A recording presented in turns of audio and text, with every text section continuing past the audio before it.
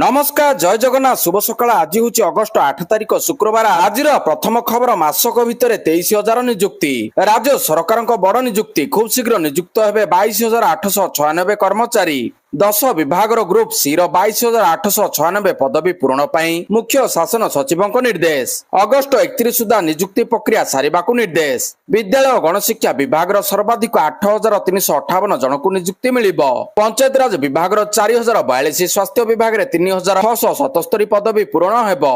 10 विभाग नियुक्ति सारिबा निर्देश। 10टी विभाग 44,909 पदवी खाली पड़ता बेले 22,896 पदवी पूरण विभाग गुड़ी को निर्देश देइछंती मुख्य शासन सचिव। परवर्ती खबर देश में चली आपराधिक दुर्नीति भोटर तालिका हेरफेर। कांग्रेस नेता एवं लोकसभा विरोधी दल नेता राहुल गांधी गुरुवार भारतीय निर्वाचन कमिशन ईसीआई उपरे भोटर तालिका एक बड़ जालियातिर अभियोग आनिछंती। से कहिछंती देश में एक बहुत बड़ आपराधिक घोटाला करा जाउछि। एहा निर्वाचन कमिशन एवं शासक दल द्वारा करा जाउछि। गत सप्ताह राहुल गांधी कहिथिले जे तांको पाखरे भोट चोरीर परमाणु बोमा भली प्रमाण अछि। जदिओ से तांको पाखरे थिबा प्रमाण विषय अधिक किछि कहि नथिले। राहुल गांधी गुरुवार दिन कहिछंती आमको भूलिबा उचित नुहे जे प्रधानमंत्री भारतर प्रधानमंत्री जहांको पाखरे मात्र 25टी आसनर बहुत कम संख्या गरिष्ठता अछि। परवर्ती खबर लांचुआ कर्मचारी विपदरे श्रीमंदिर हाथ गुंजा नहीं गलाघाटे भक्तों को छाड़ुले जेटीपी स्क्वाड वीडियो भाइराल हेबा परे कार्य अंतर करबा पई श्रीमंदिर मुख्य प्रशासकों निर्देश। सिंहद्वारा सम्मुख में सेवायतों उद्दिष्ट रास्तार टंका नहीं जड़े जेटीपी स्क्वाड लोकों को छाड़ुथिबार वीडियो सामना को आसीतिला। एही संक्रांतीय वीडियो भाइराल हेबा परे एक्शन मोड रे आसीछि श्रीमंदिर प्रशासन। संपृक्त जेटीपी को कार्य अंतर पई निर्देश दैछंती श्रीमंदिर मुख्य प्रशासक अरविंद पाड़ी। विगत किछि दिन रे स्पाई कैमेरा नहीं 3 रु सन्निग्ध धरा पड़ता बेले श्रीमंदिर सुरक्षा प्रति बड़ विपद सृष्टि करछि। किछि अधिकारी और कर्मचारी टंका लोभ श्रीमंदिर सुरक्षा प्रति आह्वान सृष्टि करछि। एहारी भितरे चेकिंग को कड़ाकड़ी करा जायछि। गत प्राय 3 मास तले जेटीबी स्क्वाड नाम प्राय 75 जन को नियुक्ति देइतिला श्रीमंदिर प्रशासन। एक आउटसोर्सिंग संस्था सेमानकु चयन करतिला। तेबे अल्प दिन चाकरी भितर एभली हाथ गुंजा नेबा जेटीबी स्क्वाड चयन रे अनियमितता को दर्शाउछि। परवर्ती खबर रूस राष्ट्रपति भारत आसिबे ट्रम्प को टारिफ धमक मध्य मोदी पुतिन करिवे रणनीति। रूस राष्ट्रपति व्लादिमीर पुतिन खूब शीघ्र भारत गस्तरे आसिबे बोली आशा करा जाउछि। एई गस्त एपरि एक समय हेबाकु जाउछि जेतेबेले अमेरिकार राष्ट्रपति डोनाल्ड ट्रम्प भारत उपरे रूस टारु तेल किनिबा नै चाप पकाउछंती। एई परिप्रेक्षी रे प्रधानमंत्री नरेंद्र मोदी एवं राष्ट्रपति पुतिन को मध्य हेबाकु थिबा बैठक अत्यंत गुरुत्वपूर्ण मन करा जाउछि।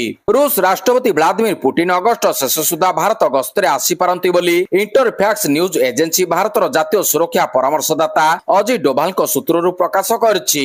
परवर्ती खबर सब राज्य को सुप्रीम कोर्ट को कड़ा निर्देश। घरे स्कूल अनाथ पिला मागण शिक्षा दियो। घरे स्कूल अनाथ पिला मागण शिक्षा दियो। शिक्षा अधिकार अधीन रे अनाथ पिला अंतर्भुक्त करबा पई सरकार को निर्देश देइछंती सुप्रीम कोर्ट। दुर्बल वर्ग एवं पछुआ गोष्ठीर पिला 25% कोटारे घरे स्कूल अनाथ पिला मागणा शिक्षा पाइबा पई अनुमति देबा पई सुप्रीम कोर्ट समस्त राज्य को एक विज्ञप्ति जारी करबा को कहिसंती। विचारपति बीबी नागराथन एवं विचारपति केबी विश्वनाथन खंडपीठ निर्देश देइछंती जे समस्त राज्य 4 सप्ताह मध्य विज्ञप्ति जारी करिवे।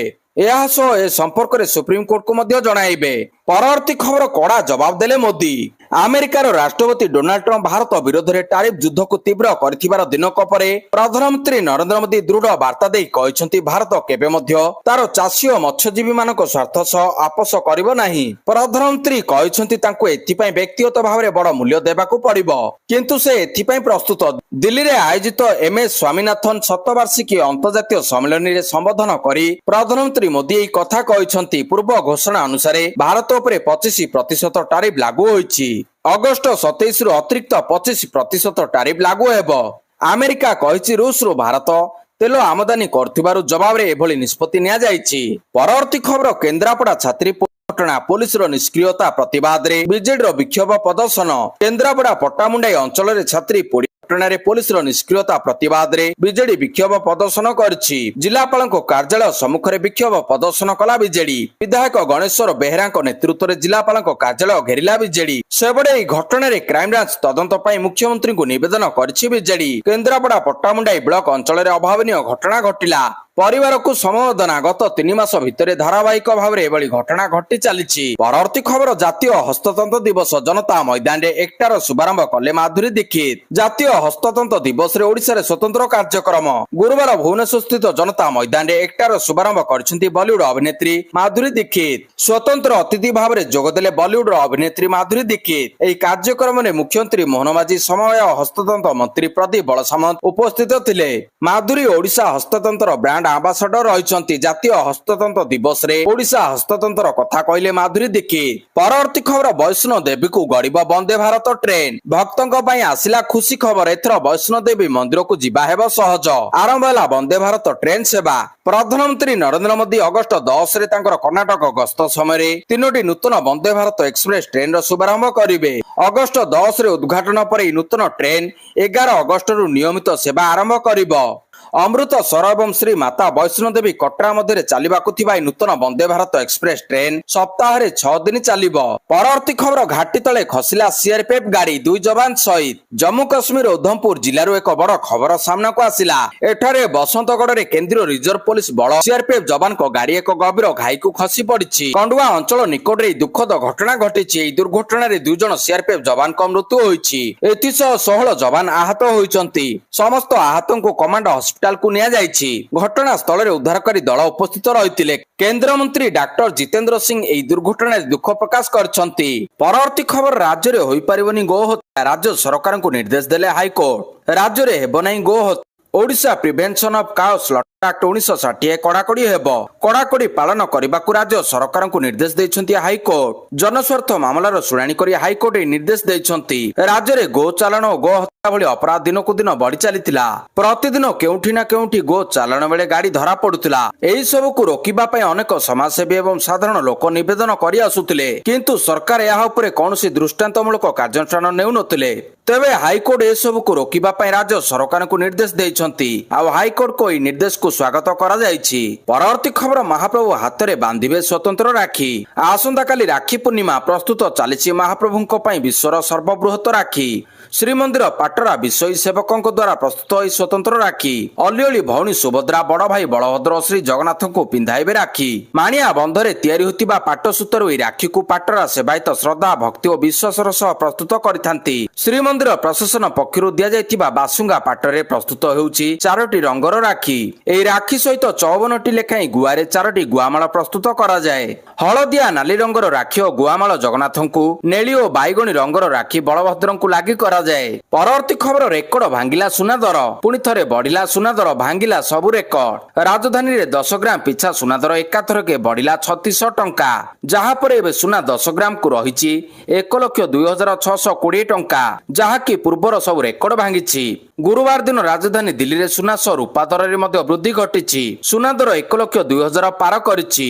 ସେହିପରି ରୂପା ମୂଲ୍ୟରେ ମଧ୍ୟ ବୃଦ୍ଧି ଘଟିଛି। ରୂପା ମୂଲ୍ୟ 1500 ଟଙ୍କା ବୃଦ୍ଧି ପାଇ ପ୍ରତି କିଲୋଗ୍ରାମ 1,14,000 ଟଙ୍କାରେ ପହଞ୍ଚିଛି। ଖବର ଅନୁଯାୟୀ ଆମେରିକା ଭାରତୀୟ ଆମଦାନୀ ଉପରେ ଅତିରିକ୍ତ 25% ଶୁଳ୍କ ଲାଗୁ କରିବାକୁ ଘୋଷଣା କରିବା ପରେ ଯାହାର ପ୍ରଭାବ ମୂଲ୍ୟବାନ ଧାତୁ ଉପରେ ସ୍ପଷ୍ଟ ଭାବରେ ଦେଖାଯାଇଛି। ପରବର୍ତ୍ତୀ ଖବର, ପ୍ଲାଷ୍ଟିକ ବର୍ଜ୍ୟରୁ ନିର୍ମାଣ ହେବ ସଡ଼କ। ସହରାଞ୍ଚଳରେ ରାସ୍ତା ନିର୍ମାଣରେ ପ୍ଲାଷ୍ଟିକ ଅଳିଆ ବ୍ୟବହାର ଉପରେ ବିଚାର ବିମର୍ଶ କରିବା ପାଇଁ ଓଡ଼ିଶା ସରକାରଙ୍କ ଗୃହ ଏବଂ ନଗର ଉନ୍ନୟନ ବିଭାଗର ପ୍ରମୁଖ ସଚିବ ଉଷା ପାଢ଼ୀଙ୍କ ଅଧ୍ୟକ୍ଷତାରେ ଏକ ବୈଠକ ଅନୁଷ୍ଠିତ ହୋଇଯାଇଛି। ଶ୍ରୀମତୀ ପାଢ଼ୀ ସହରାଞ୍ଚଳ ଭିତ୍ତିଭୂମି ବିକାଶରେ ସ୍ଥାୟୀ ଏବଂ ପରିବେଶ ଅନୁକୂଳ ଅଭ୍ୟାସ ଗ୍ରହଣ କରିବାର ଆବଶ୍ୟକତା ଉପରେ ଗୁରୁତ୍ୱାରୋପ କରିଥିଲେ।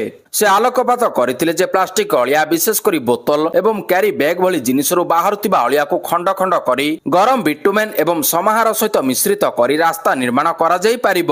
ପରବର୍ତ୍ତୀ ଖବର, ବଡ଼ ଖବର, ଅଗଷ୍ଟ 12 ତାରିଖରେ ମୋଦି ନଡ୍ଡା ଘୋଷଣା କରିବେ ଉପରାଷ୍ଟ୍ରପତିଙ୍କ ନାମ। ଏବେ ଦେଶରେ ଉପରାଷ୍ଟ୍ରପତି ନିର୍ବାଚନକୁ ନେଇ ସରଗରମ ରହିଛି ରାଜନୀତି। କିଏ ହେବେ ଉପରାଷ୍ଟ୍ରପତି ତାକୁ ନେଇ କଷା ଚାଲିଛି ଗଣିତ।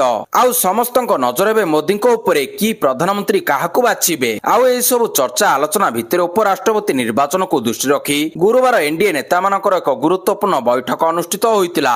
ସୂତ୍ର ଅନୁଯାୟୀ ଉପରାଷ୍ଟ୍ରପତି ନିର୍ବାଚନ ପାଇଁ ଏନଡିଏ ସହଯୋଗୀଙ୍କ ମଧ୍ୟରେ ଉତ୍ତମ ପାରସ୍ପରିକ ସମନ୍ୱୟ ଏବଂ ଉତ୍ତମ ସମନ୍ୱୟ ବଜାୟ ରଖିବା ଏହି ବୈଠକର ଏଜେଣ୍ଡା ଥିଲା। ଏହି ବୈଠକ ସଂସଦର ସମନ୍ୱୟ କକ୍ଷରେ ଅନୁଷ୍ଠିତ ହୋଇଥିଲା। ଏହି ବୈଠକରେ ଅଧ୍ୟକ୍ଷତା କରିଥିଲେ ପ୍ରତିରକ୍ଷା ମନ୍ତ୍ରୀ ରାଜନାଥ ସିଂ।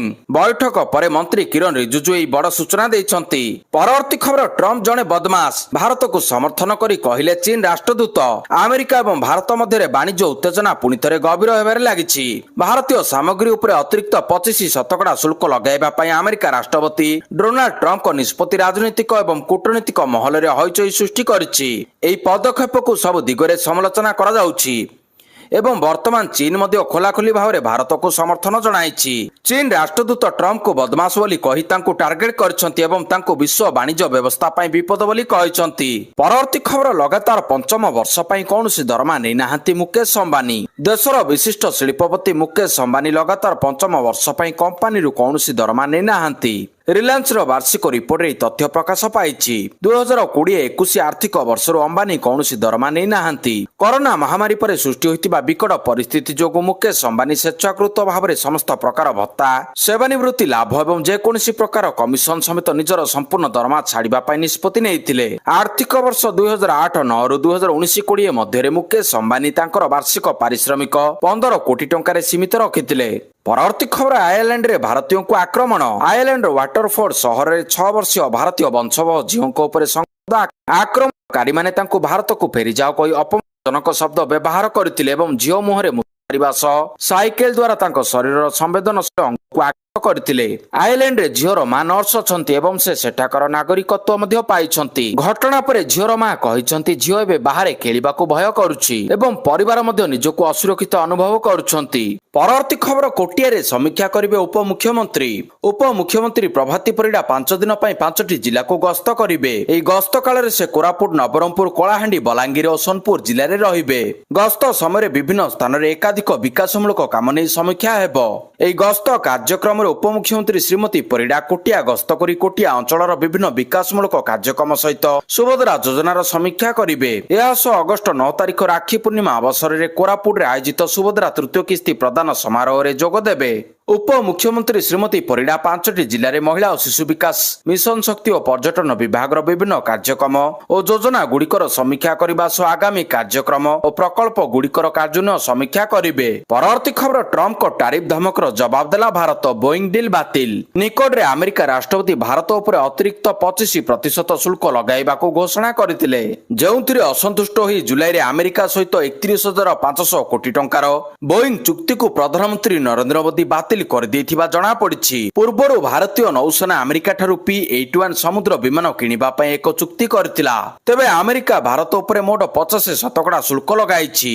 ଅର୍ଥାତ୍ 7 ଅଗଷ୍ଟରୁ 25% ଶୁଳ୍କ ଲାଗୁ ହେବା ସହିତ 27 ଅଗଷ୍ଟରୁ ଅତିରିକ୍ତ 25% ଶୁଳ୍କ ଲାଗୁ ହେବ। ଏହାର ଜବାବରେ ଭାରତ ଆମେରିକା ଠାରୁ F-35 ଷ୍ଟିଲ୍ ଲଢୁଆ ବିମାନ କିଣିବା ପାଇଁ ମଧ୍ୟ ମନା କରିଛି।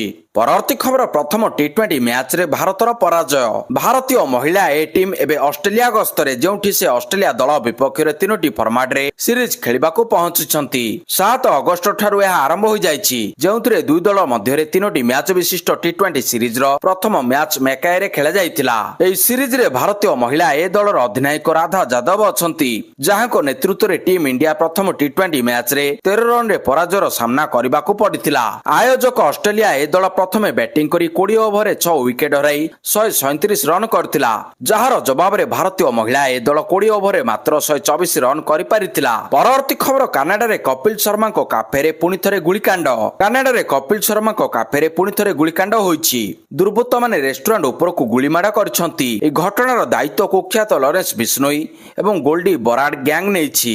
ଗ୍ୟାଙ୍ଗ ପକ୍ଷରୁ ସୋସିଆଲ ମିଡିଆରେ ଏକ ପୋଷ୍ଟ କରି ଏହି ଆକ୍ରମଣ ପଛରେ ସେମାନେ ଥିବା କଥା ସ୍ୱୀକାର କରିଛନ୍ତି ଏବଂ ଭବିଷ୍ୟତରେ ଆହୁରି ବଡ଼ ଧରଣର ଆକ୍ରମଣର ଧମକ ଦେଇଛନ୍ତି। ପରବର୍ତ୍ତୀ ଖବର, ଜଣେ ବ୍ୟକ୍ତି ଅନ୍ୟ ବ୍ୟକ୍ତିଙ୍କୁ ରିକ୍ସାରେ ଟାଣି ନେବା ଅମାନବୀୟ ହାତଟଣା ରିକ୍ସାକୁ ନିଷିଦ୍ଧ ପାଇଁ ସୁପ୍ରିମକୋର୍ଟଙ୍କ ନିର୍ଦ୍ଦେଶ। ମହାରାଷ୍ଟ୍ର ସୁନ୍ଦରହିଲ ଷ୍ଟେସନ ମାଥେରାନରେ ହାତଟଣା ରିକ୍ସା ଅଭ୍ୟାସ ବନ୍ଦ କରିବା ପାଇଁ ଏବଂ ରିକ୍ସା ଚାଳକଙ୍କ ପାଇଁ ପୁନର୍ବାସ ଯୋଜନା ପ୍ରସ୍ତୁତ କରିବା ପାଇଁ ସୁପ୍ରିମକୋର୍ଟ ନିର୍ଦ୍ଦେଶ ଦେଇଛନ୍ତି। ମୁଖ୍ୟ ବିଚାରପତି B.R. ଗଭାଇଙ୍କ ଅଧ୍ୟକ୍ଷତାରେ ଗଠିତ ଖଣ୍ଡପୀଠ କହିଛନ୍ତି, ଜଣେ ବ୍ୟକ୍ତି ଅନ୍ୟ ଜଣେ ବ୍ୟକ୍ତିଙ୍କୁ ଗାଡ଼ିରେ ଟାଣି ନେବା ଅମାନବୀୟ। ସ୍ୱାଧୀନତାର 78 ବର୍ଷ ପରେ ଏହି ଅଭ୍ୟାସକୁ ଅନୁମତି ଦେବା ସାମ୍ବିଧାନିକ ପ୍ରତିଶ୍ରୁତି ପ୍ରତି ବିଶ୍ୱାସଘାତକତା। ଗୁଜରାଟର କୋଭାଡିଆ ମଡେଲର ଉଦାହରଣ ଦେଇ କୋର୍ଟ କହିଛନ୍ତି ଯେ ମାଥେରାନରେ ଇ ରିକ୍ସା ଏକ ଭଲ ଏବଂ ମାନବିକ ବିକଳ୍ପ ହୋଇପାରିବ। ପ୍ରଧାନ ବିଚାରପତି ଗଭାଇ କହିଛନ୍ତି ଏହା ଅତ୍ୟନ୍ତ ଦୁର୍ଭାଗ୍ୟଜନକ ଯେ ସ୍ୱାଧୀନ ରିକ୍ସା ଚାଳକଙ୍କ କ୍ଷେତ୍ରରେ ଏହି କୋର୍ଟର ନିଷ୍ପତ୍ତିର 45 ବର୍ଷ ପରେ ମଧ୍ୟ ଜଣେ ବ୍ୟକ୍ତି ଅନ୍ୟ ଜଣଙ୍କୁ ଟାଣି ନେବାର ଅମାନବୀୟ ପ୍ରଥା ମାଥେରାନ ସହରରେ ପ୍ରଚଳିତ।